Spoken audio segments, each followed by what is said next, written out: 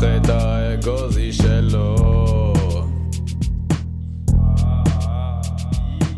פללה לא בא, הוא כבר לא הגיח, האגוזי שלו הולך אליי לפה, אני מבטיח. כן, הטעם המתוק של השוקולד בפה, אל תגיד שלא הזרנו וזה לא יפה.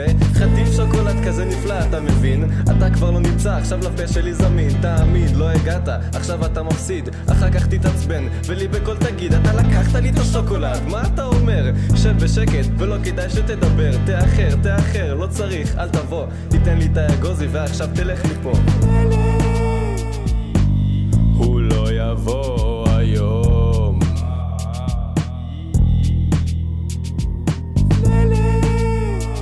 ניקח את האגוזי שלו. מי זה?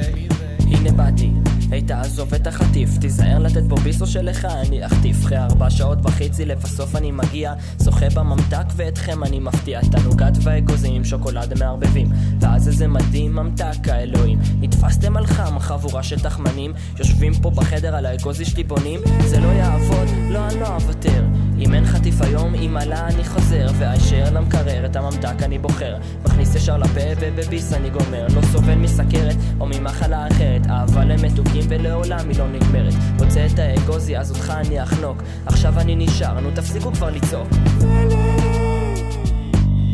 הוא לא יבוא היום,